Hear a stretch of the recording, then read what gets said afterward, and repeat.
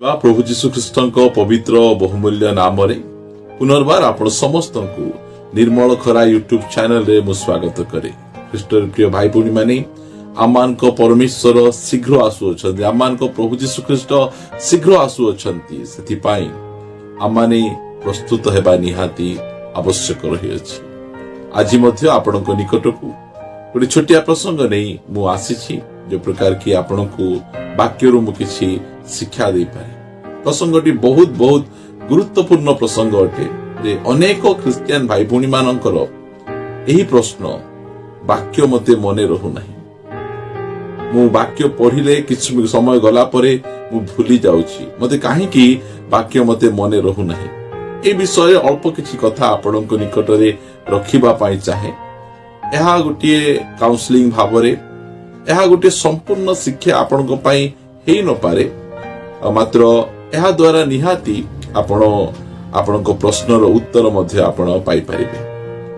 ମୋ ସହିତ ଆପଣମାନେ କଲସ୍ୟ ପୁସ୍ତକ 3 ଅଧ୍ୟାୟ 16 ପଦ ଏ ପ୍ରକାର ଲେଖାଯାଏ, ଖ୍ରୀଷ୍ଟଙ୍କ ବାକ୍ୟ ପ୍ରଚୁର ଭାବେ ତୁମ୍ଭମାନଙ୍କ ଠାରେ ବାସ କରୁ, ତୁମ୍ଭେମାନେ ପରସ୍ପରକୁ ସମ୍ପୂର୍ଣ୍ଣ ଜ୍ଞାନ ସହ ଶିକ୍ଷା ଓ ଚେତନା ଦିଅ, ପୁଣି ଈଶ୍ୱରଙ୍କ ଉଦ୍ଦେଶ୍ୟରେ ଗୀତ, ଶ୍ରୋତ, ଆଧ୍ୟାତ୍ମିକ ସଂକୀର୍ତ୍ତନ ଦ୍ୱାରା କୃତଜ୍ଞ ହୃଦୟରେ ଗାନ କର। ପ୍ରଭୁଙ୍କର ଇଚ୍ଛା କଣ?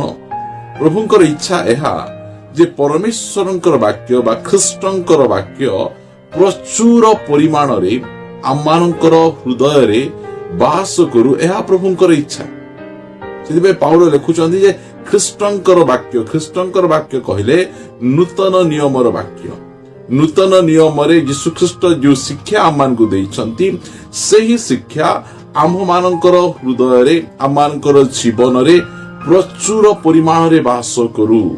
ଏହା ପ୍ରଭୁଙ୍କର ଇଚ୍ଛା, ଯାହା ଦ୍ୱାରା କି ଆମମାନେ ପରସ୍ପରକୁ ଆମେ ଶିକ୍ଷା ଦେଇପାରିବା, ପରସ୍ପରକୁ ଉତ୍ସାହ କରିପାରିବା, ଠିକ ଗୀତ ଗୁଡ଼ିକ ଆମମାନେ ଗାଇପାରିବା। ଏଥି ନିମନ୍ତେ ଏହା ପାଉଲ ଲେଖୁଛନ୍ତି ଯେ ଖ୍ରୀଷ୍ଟଙ୍କ ବାକ୍ୟ ପ୍ରଚୁର ଭାବରେ ବାସ କରୁ। ମାତ୍ର ଆଜି ଅନେକ ଖ୍ରୀଷ୍ଟିଆନ ଭାଇ ଭଉଣୀ ମାନଙ୍କର ପ୍ରଶ୍ନ, ମୁଁ ବାକ୍ୟ ପଢୁଛି, ମତେ ମନେ ରହୁନାହିଁ, ପାଷ୍ଟର ଆଜ୍ଞା ଦୟାକରି ଟିକେ ପ୍ରାର୍ଥନା କରନ୍ତୁ ଯେଉଁ ପ୍ରକାର ଭାବରେ ମୁଁ ବାକ୍ୟ ଗୁଡ଼ିକକୁ ମୁଁ ମନେ ରଖିପାରିବି। ଏହି ପ୍ରକାର ପ୍ରଶ୍ନ ଗୁଡ଼ିକ ଆପଣଙ୍କର ରହିଥାଏ। ବାକ୍ୟ କାହିଁକି ମନେ ରହୁନାହିଁ? ଗୋଟିଏ ବାକ୍ୟ ମୁଁ ଆପଣମାନଙ୍କ ନିକଟରେ ରଖିବା ପାଇଁ ଚାହେଁ। ମାଥ୍ୟୁ ଲିଖିତ ସୁସମାଚାର 13 ଅଧ୍ୟାୟକୁ ଆସିବେ। ମାଥ୍ୟୁ ଲିଖିତ ସୁସମାଚାର 13 ଅଧ୍ୟାୟର 19 ପଦ ଲେଖାଗଲା, ଯେ କେହି ରାଜ୍ୟର ବାକ୍ୟ ଶୁଣି ନ ବୁଝେ, ପାପାତ୍ମା ଆସି ତାହାର ହୃଦୟରେ ଯାହା ବୁଣା ଯାଇଥିଲା ତାହା ହରଣ କରିନିଏ, ସେ ଜଣକ ବୁଣା ଯାଇଥିବା ବାଟ ପାଖ ଭୂମି ସଦୃଶ। ପ୍ରଭୁ ଯୀଶୁ ଖ୍ରୀଷ୍ଟ ବୀଜ ବୁଣାଣିର ଦୃଷ୍ଟାନ୍ତରେ ଏହିସବୁ ଶିକ୍ଷା ସେ ଦେଇଛନ୍ତି।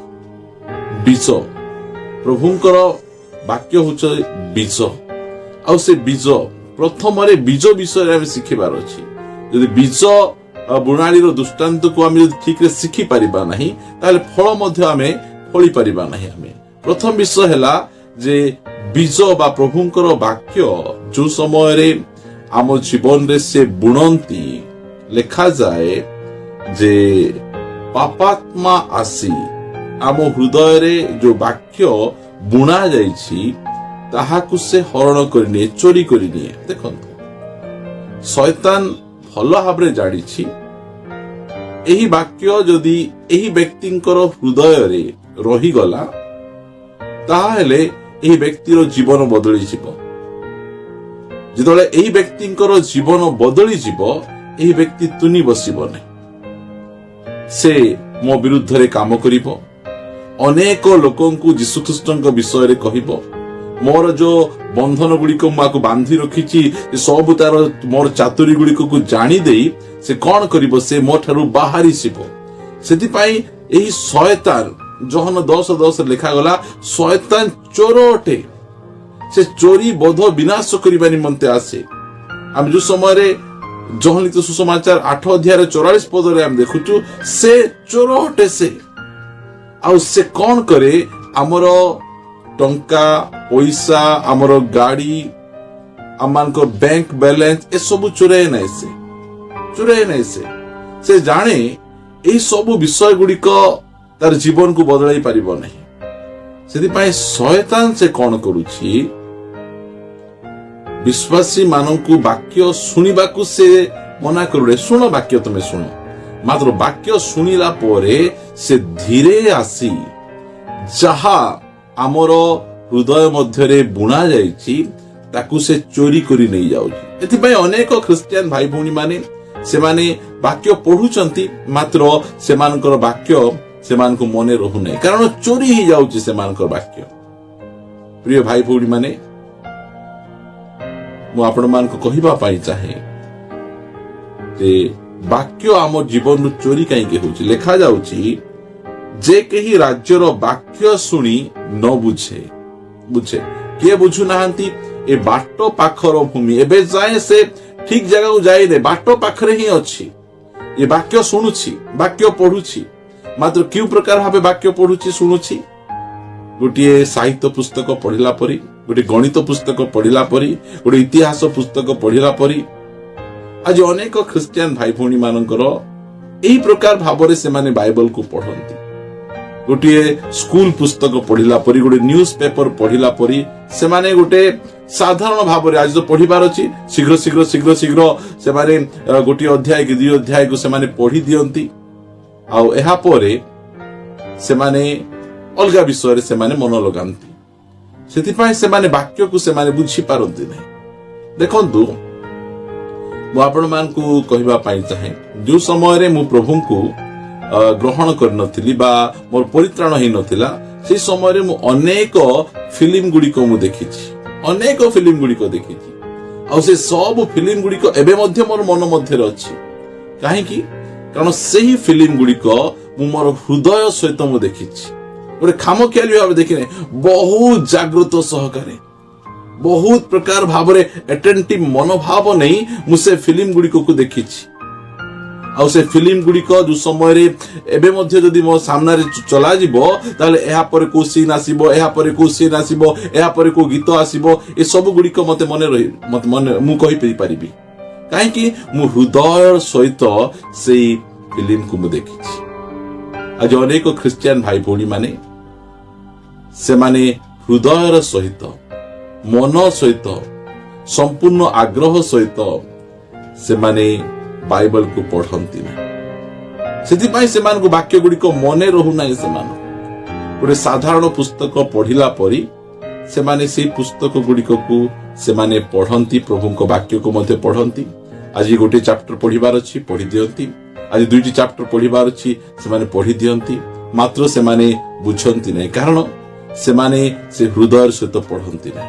खराब भावंतु नै, ए प्रकार कथा गुडी को आपन को भलो लागि न पारे, मात्र ए कथा गुडी को निराट सत्य कथा अटे।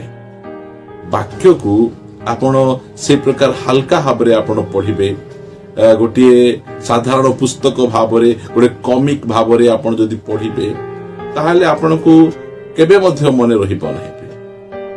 आपण वाक्य सदा सर्वदा आपण को वाक्य चोरी ही जाउथि। सेदिबा जो वाक्य आपण सुनुचंती बा पढुचंती ताको कोन करिवे, गीत संगीता पुस्तक रे गीत रचक लेखंती जेउ जन दिवारात्र ताहांकर वाक्य को ध्यान करे। हमको वाक्य को ध्यान करिबा को पड़िबो। वाक्य को यदि आपण ध्यान करिवे नहीं ताहाले आपण वाक्य को आपण बुझी परिबे नहीं। आपण को वाक्य आपण चोरी ही किना पळै छिबो। सेतपय गीत रचक कहंती जे तुमे दिवारात्र ताहांकर व्यवस्था को ध्यान करिबा को पड़े। जे वाक्य पढ़ी देलु आमे गोटे 5 मिनिट 10 मिनिट एहा परे आमे से वाक्य रे हमर मन न थाउछि हमर, जहा द्वारा कि आमे वाक्य को आमे भूली जाऊ। आइबो कहंती जे मु आपना खाद्य अपेक्षा तुमर वाक्य को मु अधिक संचय करी मु रखी अछि। केते देखंतु से संचय करी प्रभुंकर वाक्य को से रखी छन। ख्रीष्टर प्रिय भाई भौणी माने वाक्य हमको काहे कि बुझु नाही, कारण शयतान आमो ठारू वाक्य को चोरी करी नहीं जाउछि, हरण करी नहीं जाउछि। कारण एही वाक्य आपनको जीवन को बदलाई दबो। एही वाक्य आपनको आउ गोटे स्टैंडर्ड को नहीं जिवो। सेति निमंते से कोन करूछि, वाक्य को चोरी कर दोछि। लोकमान को जीवन रो आज अनेक ख्रिस्टियन भाई भौणी माने अछंती ସେମାନେ ଅନେକ ବର୍ଷ ଧରି ବାକ୍ୟ ପଢିଛନ୍ତି ଆଉ ବାକ୍ୟ ଶୁଣିଛନ୍ତି ବିଭିନ୍ନ ସଭା ସମିତିରେ, ମାତ୍ର ସେମାନଙ୍କର ବାକ୍ୟ ଗୁଡିକ ସେମାନଙ୍କ ମନେ ରହୁନାହିଁ। କାହିଁକି? କାରଣ ସେମାନଙ୍କର ବାକ୍ୟ ଚୋରି ହେଇଯାଉଛି। ଶୟତାନ ପାପାତ୍ମା ଆସି ସେମାନଙ୍କ ବାକ୍ୟକୁ ଚୋରି କରି ନେଉଛି।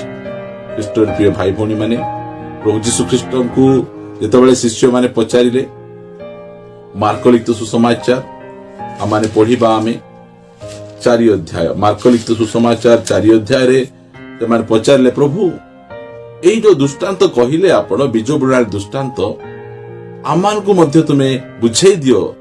ପ୍ରଭୁ ଯୀଶୁ ଖ୍ରୀଷ୍ଟ ମାର୍କ 4:13 କହୁଛନ୍ତି, ସେ ପୁଣି ସେମାନଙ୍କୁ କହିଲେ, ତୁମ୍ଭେମାନେ କି ଏହି ଦୃଷ୍ଟାନ୍ତ ବୁଝୁନାହ, ତେବେ କିପରି ସମସ୍ତ ଦୃଷ୍ଟାନ୍ତ ବୁଝିବ? ପ୍ରଭୁ ଯୀଶୁ ଖ୍ରୀଷ୍ଟ କହୁଛନ୍ତି, ଯଦି ଏହି ଦୃଷ୍ଟାନ୍ତକୁ ତୁମେ ବୁଝିବ ନାହିଁ, ତାହେଲେ ଅନ୍ୟାନ୍ୟ ଦୃଷ୍ଟାନ୍ତକୁ ତୁମେ କି ପ୍ରକାର ବୁଝିବ? କହିବାକୁ ଚାହୁଁଛନ୍ତି ଏହି ଦୃଷ୍ଟାନ୍ତ ହଉଛି, ଏ ବୀଜ ବୁଣାଳିର ଦୃଷ୍ଟାନ୍ତ ହଉଛି ସବୁ ଦୃଷ୍ଟାନ୍ତର ଚାବିକାଠି ଅଟେ, ମୂଳ ଦୃଷ୍ଟାନ୍ତ ଅଟେ। ଆଉ ଏହି ଦୃଷ୍ଟାନ୍ତକୁ ଯଦି ଆମେ ବୁଝିଦେବା, ତାହେଲେ ଆମେ ସବୁ ଦୃଷ୍ଟାନ୍ତକୁ, ଯୋଉ ଯୋଉ ଦୃଷ୍ଟାନ୍ତ ପ୍ରଭୁ ଯୀଶୁ ଖ୍ରୀଷ୍ଟ ବାଇବଲରେ ଆମକୁ ଶିଖେଇଛନ୍ତି, ସେ ସବୁ ଦୃଷ୍ଟାନ୍ତକୁ ଆମେ ବୁଝିଦେବା। ସେଥିପାଇଁ ଯୋଉ ସମୟରେ ଆପଣ ବାଇବଲ ପଢୁଛନ୍ତି, ବାଇବଲ ଗୋଟେ ପରମ୍ପରା ଭାବରେ ଆପଣ ପଢନ୍ତୁ ନାହିଁ, ଗୋଟେ ହୃଦୟର ସହିତ ପଢନ୍ତୁ। ମୁଁ ଆପଣମାନଙ୍କୁ କହୁଥିଲି ନା, ସେଇ ଫିଲ୍ମ ଷ୍ଟୋରି ଗୁଡିକ ଏବେ ଯାଏ ମନେ ଅଛି, କ୍ରିକେଟ ଖେଳ ଗୁଡିକ ଏବେ ଯାଏ ମନେ ଅଛି। ପ୍ରିୟ ଭାଇ ଭଉଣୀ ମାନେ, ପ୍ରଭୁଙ୍କର ବାକ୍ୟକୁ ଆମେ କେତେ ଅଧିକ ଆମେ ମନେ ରଖିବା ନାହିଁ। ଆମେ ସେଥିପାଇଁ ଦାଉଦ କହୁଛନ୍ତି 119 ଗୀତରେ, ମୁଁ ତୁମର ବାକ୍ୟକୁ ଆପଣ ହୃଦୟରେ ସଞ୍ଚୟ କରି ସାଇତି କରି ରଖିଛି। ପ୍ରିୟ ମାନେ, ଦାଉଦ ବାକ୍ୟର ମୂଲ୍ୟକୁ ସେ ବୁଝିଥିଲେ। ସେଥିପାଇଁ ସେ ବାକ୍ୟକୁ ସେ କଣ କରୁଛନ୍ତି? ହୃଦୟରେ ଅତି ଯତ୍ନରେ, ଅତି ଜାଗ୍ରତରେ ରଖିଛନ୍ତି। ସେଥିପାଇଁ ବାକ୍ୟକୁ ଚୋରି ହେବା ପାଇଁ ଦିଅନ୍ତୁ ନାହିଁ, ବାକ୍ୟକୁ ଚୋରି ହେବା ପାଇଁ ଦିଅନ୍ତୁ ନାହିଁ। ଯଦି ଆପଣଙ୍କୁ ଏହି ରବିବାର ଦିନ ଯଦି ପଚରା ଯାଏ ଯେ ଆପଣ ଯୋଉ ଗତ ରବିବାରରେ କେଉଁ ବାକ୍ୟ ପ୍ରଭୁଙ୍କ ଦାସ ପୁଲପିଟରେ ପ୍ରଚାର କରିଥିଲେ, ଆପଣଙ୍କୁ ମନେ ନଥିବ। ମାତ୍ର ଆମେ ଗତ ରବିବାର ଦିନ କଣ ତରକାରୀ ଖାଇଥିଲୁ, ଆମେ ସେଟା ମନେ ଥିବ ଆମକୁ, କାରଣ ଆମେ ବୁଝୁନାହୁଁ। ଆମେ ବାକ୍ୟକୁ ବୁଝିବାର ଅଛି। ଯଦି ଆପଣ ବାକ୍ୟ ଥରେ ବୁଝିଦେବେ, ତାହେଲେ ସେ ବାକ୍ୟ ଆପଣଙ୍କ ହରଣ କରିକିନା କିଏ ନେଇଯିବେ ନାହିଁ। ବାକ୍ୟର ମୂଲ୍ୟକୁ ବୁଝିବାର ଅଛି। ମାତ୍ର ବାଟ ପାଖର ଭୂମି ସେ ବାକ୍ୟର ମୂଲ୍ୟକୁ ବୁଝିଲେ ନାହିଁ। ପ୍ରିୟ ଭାଇ ଭଉଣୀ ମାନେ, ପ୍ରଭୁ ଆମମାନଙ୍କୁ ସାହାଯ୍ୟ କରନ୍ତୁ। ଖ୍ରୀଷ୍ଟଙ୍କ ବାକ୍ୟ ଆମ ଜୀବନରେ ପ୍ରଚୁର ପରିମାଣରେ ବାସ କରୁ, ଏହା ପ୍ରଭୁ ଆମମାନଙ୍କ ଠାରୁ ଚାହାନ୍ତି। ମଧ୍ୟ ସେଇ ବାକ୍ୟ ଆପଣଙ୍କୁ ମନେ ରହିବ ନାହିଁ, ଆପଣଙ୍କ ଜୀବନରେ କୌଣସି କାମ ଦେବ ନାହିଁ। ଖ୍ରୀଷ୍ଟର ପ୍ରିୟ ଭାଇ ଭଉଣୀ ମାନେ, ପ୍ରଭୁ ଆମମାନଙ୍କୁ ସାହାଯ୍ୟ କରନ୍ତୁ। ଆଉ ଯୋଉ ବାକ୍ୟ ଆମେ ପଢୁଛୁ, ତାହା ଆମମାନଙ୍କୁ ଯେ ପ୍ରକାର ମନେ ରହିପାରିବ, ସେଥିପାଇଁ ସେ ବାକ୍ୟକୁ ଆପଣା ହୃଦୟ ମଧ୍ୟରେ, ହୃଦୟର ସହିତ ଆମେ ପଢିବା, ଆମେ ଯାହା ଦ୍ୱାରା କି ତାହା ଆମ ହୃଦୟ ମଧ୍ୟକୁ ଚାଲି ଚେର ମାଡି 100 ଗୁଣ ଫଳ ଫଳି ପାରିବ। ପ୍ରଭୁ ଆମମାନଙ୍କୁ ଆଶୀର୍ବାଦ କରନ୍ତୁ। ଆସନ୍ତୁ ପ୍ରାର୍ଥନା କରିବା। ମଙ୍ଗଳମୟ ପିତା, ଆମେ ତୁମକୁ ଧନ୍ୟବାଦ ଦଉଛୁ। ତୁମେ ଆମମାନଙ୍କୁ ପ୍ରଭୁ ବାକ୍ୟ ପଢିବା ନିମନ୍ତେ ଆଉ ବୁଝିବା ନିମନ୍ତେ, ତୁମେ ପ୍ରଭୁ ମନେ ରଖିବା ନିମନ୍ତେ ପ୍ରଭୁ ତୁମେ କଥା କହିଛ।